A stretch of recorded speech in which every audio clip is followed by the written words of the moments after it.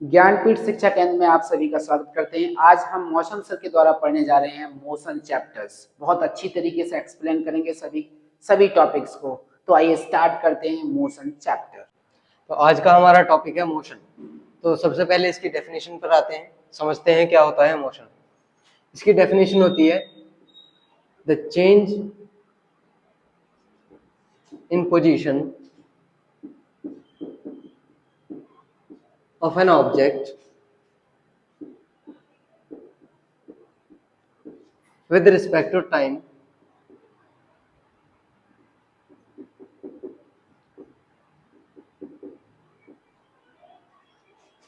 with a reference frame.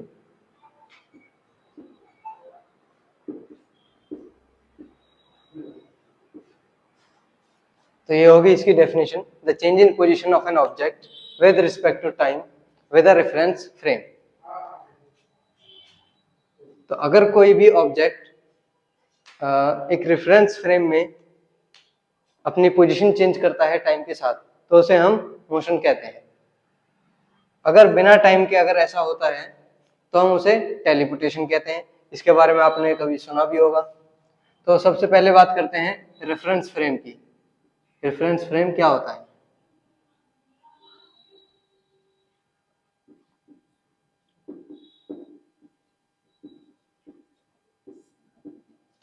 ये एक ऐसा फ्रेम होता है जिससे हम ये डिसाइड करते हैं कि हमारा मोशन किस डायरेक्शन में होगा, किस तरह से होगा।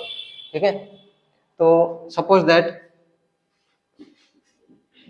एक पर्सन एक ट्रेन में है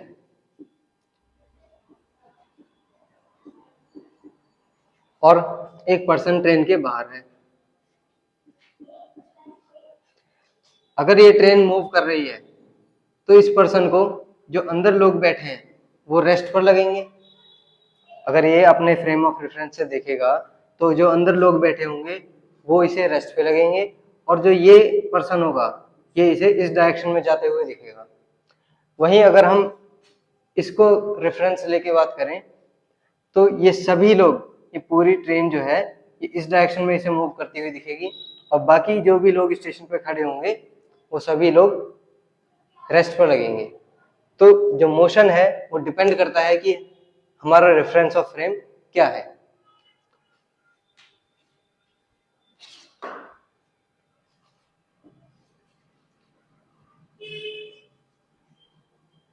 नेक्स्ट टॉपिक आता है हमारा डिस्टेंस एंड डिस्प्लेसमेंट। डिस्टेंस क्या होती है? अगर कोई भी ऑब्जेक्ट पॉइंट ए से पॉइंट बी तक जाता है किसी भी डायरेक्शन से, किसी भी पाथ से, तो उस पाथ की जो लेंथ होगी, टोटल लेंथ, उसको हम डिस्टेंस कहेंगे।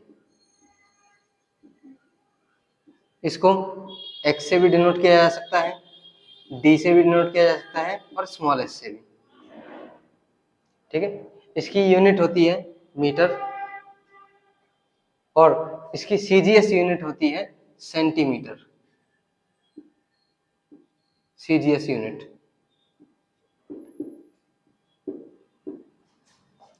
इसी तरह डिस्प्लेसमेंट होती है।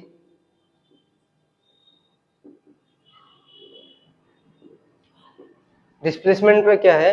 अगर एक ऑब्जेक्ट पॉइंट ए से पॉइंट बी तक जाता है विद अ स्ट्रेट पाथ, यानी ए पॉइंट से बी पॉइंट तक बिना किसी मोड़ के बिल्कुल स्ट्रेट पाथ में जाता है, तो इसे हम कहते हैं, इसकी लेंथ को, डिस्प्लेसमेंट। इसकी भी सेम यूनिट होती है मीटर, और डिस्प्लेसमेंट नेगेटिव भी हो सकता है, पॉजिटिव भी हो सकता है, और जीरो भी हो सकता है। Suppose that object point A से बी गया, फिर बी से पॉइंट सी तक पहुंच गया, तो सबसे पहले सपोज दैट इसकी डायरेक्शन इस तरफ थी, उसके बाद इस तरफ हो गई।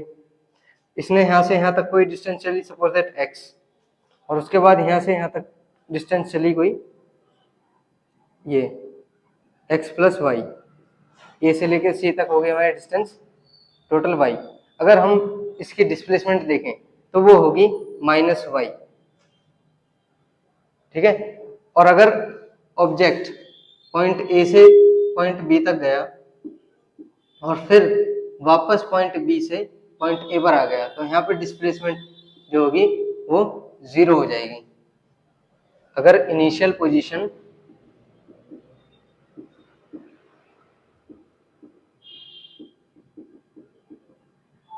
और फाइनल पोजीशन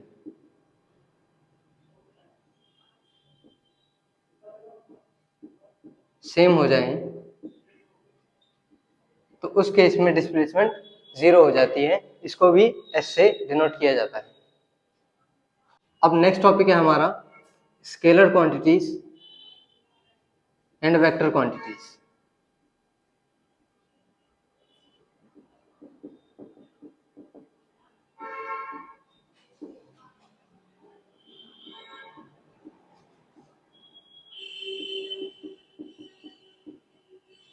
उससे पहले हम ये जानेंगे कि फिजिकल क्वांटिटीज क्या होती हैं। वो सभी क्वांटिटीज, वो सभी चीजें जिसको हम मेजर कर सकते हैं उन्हें हम फिजिकल क्वांटिटीज कहते हैं। उसमें हमारे दो टाइप है, एक स्केलर क्वांटिटी और एक वेक्टर क्वांटिटी। स्केलर क्वांटिटीज क्या होती हैं? वो क्वांटिटीज जिसमें सिर्फ मैग्नीट्यूड होता है, दैट हैव ओनली मैग्नीट्यूड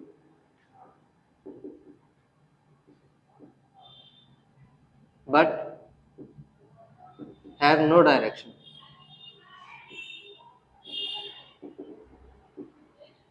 अब मैग्नीट्यूड क्या होता है?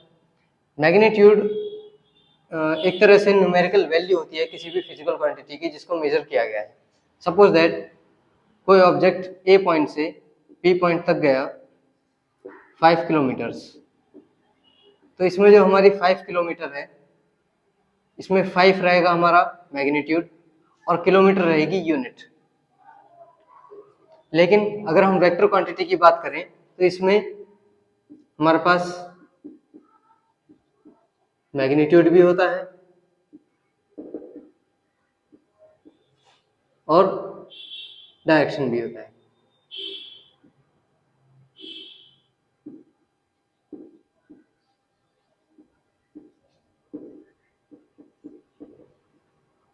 Suppose that object point A से पॉइंट बी तक गया इन नॉर्थ डायरेक्शन, तो इसमें हमारे पास मैग्नीट्यूड सपोज कर लो 7 किलोमीटर्स, तो ये हो गया हमारा मैग्नीट्यूड, यूनिट और ये डायरेक्शन।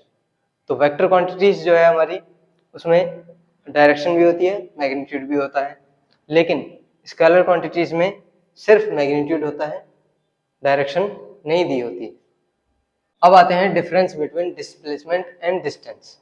तो सबसे पहले इनकी डेफिनेशन क्या होती है? डिस्टेंस की डेफिनेशन होती है the actual path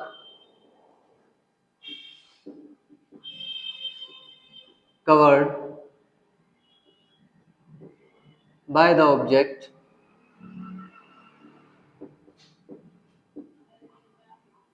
from initial to the final position.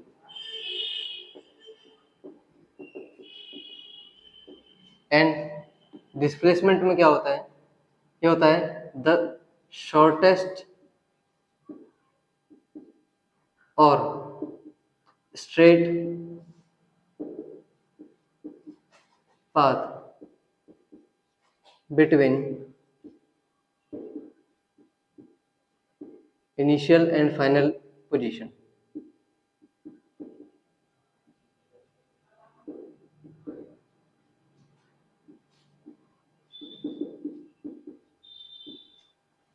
Second difference आता है इसमें, हमारी जो डिस्टेंस है वो होती है स्केलर क्वांटिटी,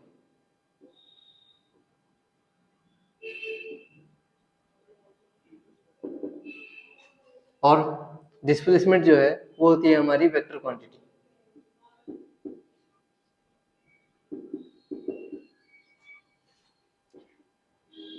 थर्ड, डिस्टेंस जो है वो हमेशा पॉजिटिव रहती है,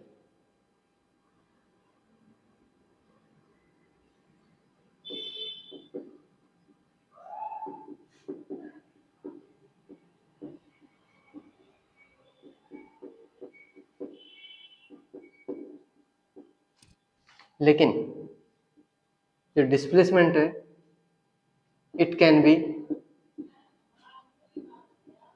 पॉजिटिव, नेगेटिव और जीरो।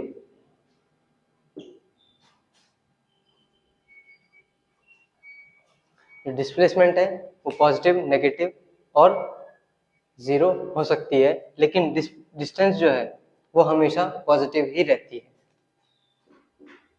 फोर्थ, कि जो डिस्टेंस है वो हमेशा डिस्प्लेसमेंट से या तो बड़ी होगी या फिर उसके बराबर होगी। It is always larger than displacement.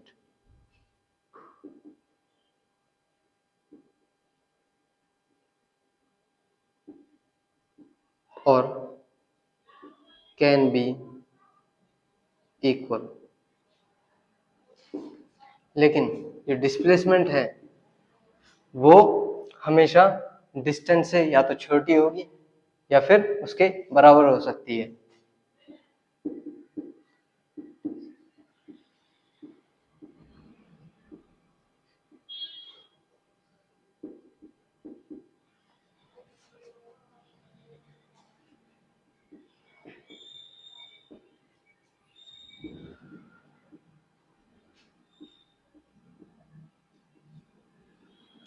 अब ये दोनों इक्वल कब होंगी?